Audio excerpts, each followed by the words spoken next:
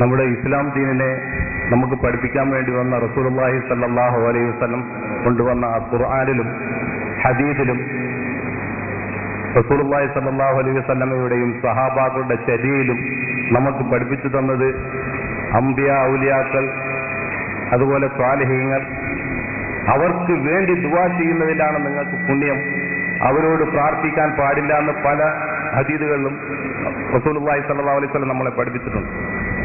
അതായത് അല്ലാഹുമ്മ അഗ്ഫിർ ലിൽ മുഅ്മിനീന വൽ മുഅ്മിനാത്ത് വൽ മുസ്ലിമീന വൽ മുസ്ലിമാത്ത് വൽ അഹ്യാഇ മിൻഹും വൽ അംവാത്ത്, ഹയാത്തിലിരിക്കുന്നവർക്കും മൗതായവർക്കും വേണ്ടി നിങ്ങൾ ദുആ ചെയ്യണം. ആ ദുആ നിങ്ങൾ ചെയ്താൽ അല്ലാഹു തആല നിങ്ങൾക്കും കൂലി തരും, ആ ചെയ്താൽക്കും കൂലി തരും. അതുപോലെ റസൂലുള്ളാഹി സ്വല്ലല്ലാഹു അലൈഹി വസല്ലമ പോലും പറഞ്ഞിട്ടുള്ളത് നിങ്ങൾ എനിക്ക് വേണ്ടി ദുആ ചെയ്യണം.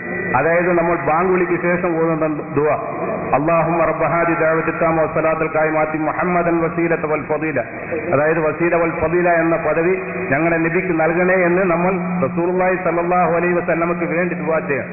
അതുപോലെ റസൂലുള്ളാഹി സ്വല്ലല്ലാഹു അലൈഹി വസല്ലമ തിരുനാവ് കൊണ്ട് നമ്മളെ പഠിപ്പിച്ച സ്വലാത്ത് ഇബ്രാഹിമി സ്വലാത്ത്, അള്ളാഹുവിന്റെ ശാന്തിയും സമാധാനവും നമ്മുടെ റസൂലുള്ളാഹി സ്വല്ലല്ലാഹു അലൈഹി വസല്ലമക്ക് ഉണ്ടാകണേ എന്നും അതുപോലെ തന്നെ ഇബ്രാഹിം നബിക്കും കുടുംബത്തിനും നീ അനുഗ്രഹം ചെയ്തതുപോലെ ഞങ്ങളുടെ നബിക്കും കുടുംബത്തിനും അനുഗ്രഹം ചെയ്യണേ എന്നും നമ്മൾ ഒരു പ്രാവശ്യം അങ്ങനെ നബിയുടെ കുടുംബത്തിന് വേണ്ടിയിട്ടും നബിക്ക് വേണ്ടിയിട്ടും ഗുണത്തിന് വേണ്ടിയിട്ട് ഈ സ്വലാത്ത് ഓതിയാൽ അല്ലാഹു തആല നിങ്ങൾക്ക് 10 ഗുണം തരുമെന്നും ഇസ്ലാം പഠിപ്പിക്കുമ്പോൾ അവരെ വിളിച്ച്, നിങ്ങളിപ്പോ പ്രാർത്ഥന അല്ല എന്ന് പറയുന്നത് ഇൻഷാ അല്ലാഹ്, അവരെ വിളിച്ച് സഹായം തേടൽ, അതായത് അവരെ വിളിച്ച് സഹായം തേടാൽ ഇസ്ലാമിൽ എവിടെയാണ് തെളിവ്? അങ്ങനെ ഏതെങ്കിലും നബിമാർ ചെയ്തിട്ടുണ്ടോ എന്നാണ് രണ്ട് കാര്യം ചോദ്യത്തിന്റെ മുമ്പ് അദ്ദേഹം പറഞ്ഞു. ആദ്യം അത് വിശകലനം ചെയ്യാം. ഒന്ന്, ഇസ്ലാം പറഞ്ഞിട്ടുള്ളത് മരണപ്പെട്ടു പോയവർക്ക് വേണ്ടി പ്രാർത്ഥിക്കാനാണ്. മരണപ്പെട്ടു പോയ അമ്പിയാക്കൾക്കും ഔലിയാക്കൾക്കും മുസ്ലിംകൾക്കും പ്രാർത്ഥിക്കാനാണ് പറഞ്ഞിട്ടുള്ളത്. ശരിയാണ്, അങ്ങനെ ഇസ്ലാം പറഞ്ഞിട്ടുള്ളത്. അത് അദ്ദേഹം പറഞ്ഞത് ശരിയാണ്. രണ്ടാമത് അദ്ദേഹം പറഞ്ഞു, അതേ അവസരത്തിൽ അമ്പിയാക്കളോടും ഔലിയാക്കളോടും പ്രാർത്ഥിക്കാൻ പാടില്ല. പ്രാർത്ഥന എന്ന് പിന്നെ തിരിച്ച് സഹായം ചോദിക്കലെന്നാക്കിയിട്ടുണ്ട്. അതുകൊണ്ട് ഞാൻ അങ്ങനെ പറഞ്ഞു. അമ്പിയാക്കളോടും ഔലിയാക്കളോടും സഹായം ചോദിക്കാൻ പാടില്ല എന്നാണ് ഇസ്ലാം പറഞ്ഞിട്ടുള്ളത് എന്നാണ് അദ്ദേഹം പറഞ്ഞത്. ആദ്യം ആമുഖം പറഞ്ഞത്.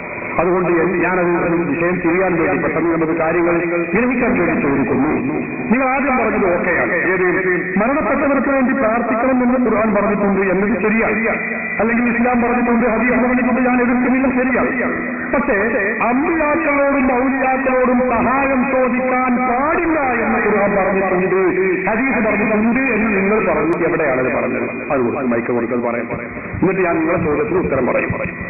ഞങ്ങളെ ചോദ്യത്തിന് മറുപടി പറഞ്ഞിട്ടില്ല, അത് ഞാൻ മറുപടി പറയും. അതായത് ആദ്യം പറഞ്ഞ ഒരു അസംബന്ധം ഒന്ന് ജനങ്ങൾക്ക് തിരികെയാണെങ്കിൽ, അതായത് റസൂലുള്ളാഹി സ്വല്ലല്ലാഹു അലൈഹി വസല്ലം സഹാബാക്കളും മരിച്ചുപോയ അമ്പിയ ഔലിയാക്കളോട് ചോദിക്കാൻ തെളിവില്ലെന്നാണ് ഞാൻ പറഞ്ഞത്.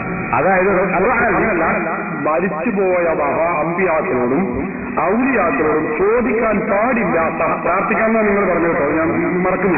അതായത് ആ പ്രാർത്ഥന നടക്കാൻ പാടില്ല എന്ന് ഖുർആനും സുന്നത്തും പഠിപ്പിച്ചിട്ടുണ്ട് നിങ്ങൾ പറഞ്ഞു. നിങ്ങൾ ആമുഖത്തിൽ കേസറ്റ് കേട്ടാൽ കേൾക്കാം. അങ്ങനെ എവിടെയാണുള്ളത്? അതായത് ഔലിയാക്കളോടും ഏതാണ് പറഞ്ഞത്? ഏത് ആയത്തും ഏതെടുത്തും പറയാം. അതായത് ഖുർആനിലെ സൂറത്തുൽ നഹ്ൽ വമൻ അളല്ലു മിമ്മൻ യദ്ഉ മിൻ ദൂനില്ലാഹി മൻ ലാ യസ്തജീബു ലഹു ഇലാ യൗമിൽ ഖിയാമ വഹും അൻ ദുആഇഹിം ആസിലൂൻ.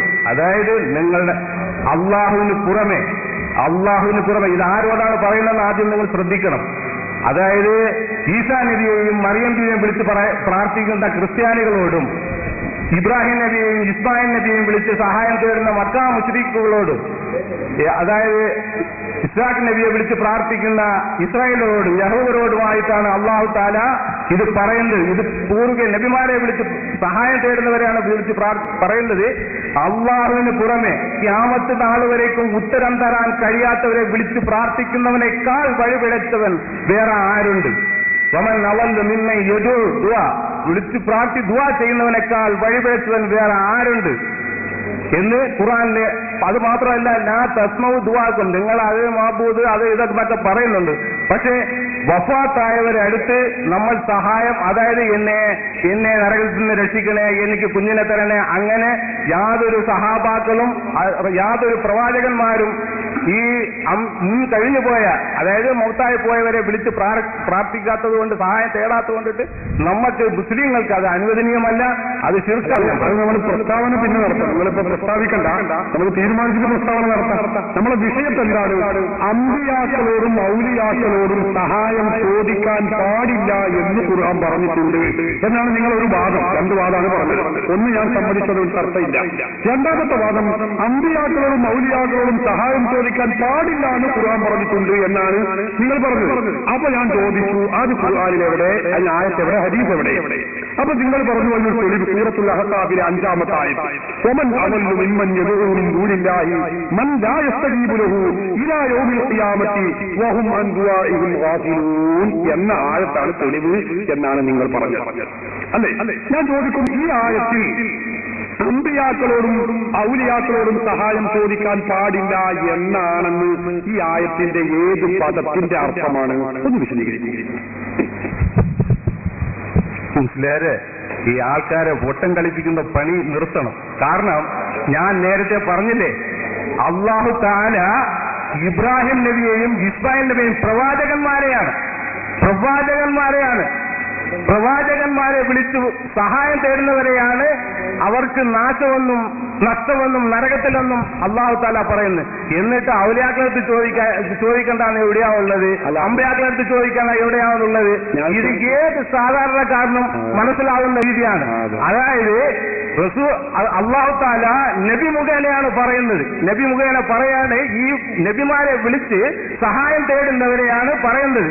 അതുകൊണ്ടിട്ട് ആ പ്രവാചനക്കാൾ എത്രയോ താഴെയുള്ളവരാണ് ഔലിയാക്കളൊക്കെ. ആ ഔലിയാക്കളെ വിളിച്ച് തേടേണ്ടാന്ന് എവിടെയാ തെളിവുള്ളതെന്ന് പറഞ്ഞാൽ, ഞാൻ സൂറത്ത് അൽ കഹ്ഫിലെ 102-ാമത്തെ ആയത്തെടുത്ത് ഖുർആനിലെ ആദ്യം മുതൽ അവസാനം വരെയുള്ള എല്ലാത്തിനും ചർച്ച ചെയ്യുക. ഇതൊന്നും പ്രശ്നമില്ല. ചർച്ച ചെയ്ത ഒരാഴ്ച അതൊന്ന് തീരുമാനാക്കുക. അപ്പൊ ഒരു കാര്യം മനസ്സിലായി. വമന്നവല്ല മിമ്മന്റെ ദൂരില്ലാഹി മൻ ലാ യസ്തജീബു ലഹു ഇലാ യൗമിൽ ഖിയാമ വഹും അൻ ദുആഇഹിം ഗാഫിലൂൻ എന്ന് പറയുന്ന ഈ ആയത്തിൽ, ആ ആയത്തിൽ സഹോദരന്മാരെ ഇങ്ങനെ അമ്പിയാക്കളെയും ഔലിയാക്കളെയും വിളിച്ചു പ്രാർത്ഥിക്കാൻ പാടില്ല എന്നില്ല എന്ന് അയാൾ സമ്മതിച്ചു.